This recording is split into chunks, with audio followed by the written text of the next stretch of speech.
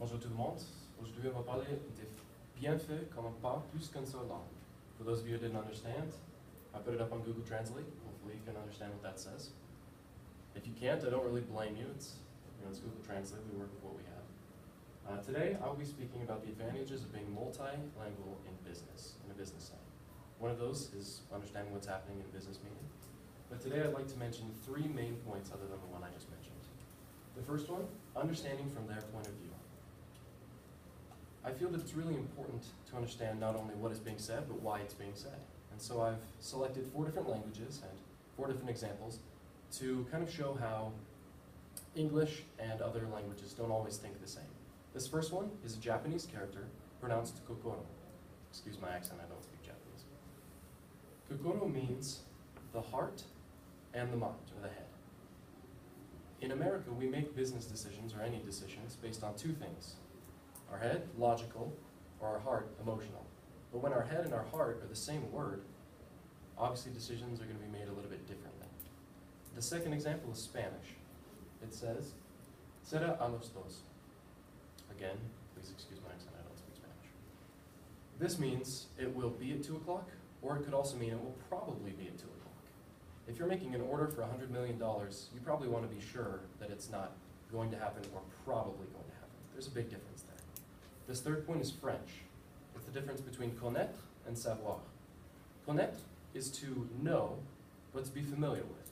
And savoir is simply to know, but maybe you've only heard of it. This difference is pretty important, especially when French people will probably call you out if you claim to know something that you don't. This last one is Latin. It's the difference between caritas and cupitas. Both of these words mean love, but there's a significant difference in their meanings.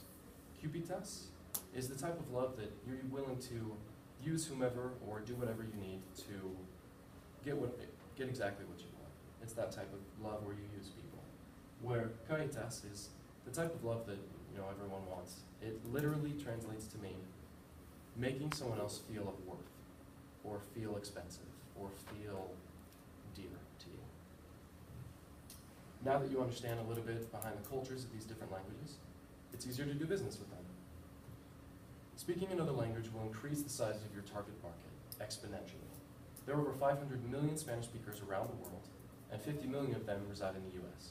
If you're looking for a language that will help your company do business nationally and internationally, Spanish is a great one to go with.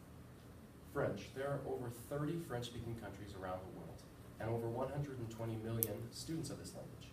Those are non-native speakers who are attempting to learn this language. Finally, China. The Chinese GDP last year was 17.6 trillion US dollars, and there are over 1.2 billion speakers of the Mandarin language around the world. Comparing the Chinese GDP to the US GDP, you can see that they're not doing bad. If you literally want to double your possibilities for doing business, learn Mandarin. Just imagine how many more job opportunities that would give you. Finally, you'd be more wanted by employers. Every sector of business, health, law, business, whatever it is, will benefit if you speak another language. Also, globalization of markets means the markets are becoming very interdependent. Think about how many things we have here that are made in China. What would we do if there wasn't a single American that didn't speak? What would we do if there wasn't a single American that didn't speak Mandarin, that did speak Mandarin? Finally, willing to pay more. Listen to this key statistic. Some researchers say that if you speak one more language than you do now, your paycheck will increase by 5 to 20% annually. Not bad. In conclusion, if you speak another language, you'll have more understanding for those with whom you do business, more opportunities to do business with them, and you'll be more sought after.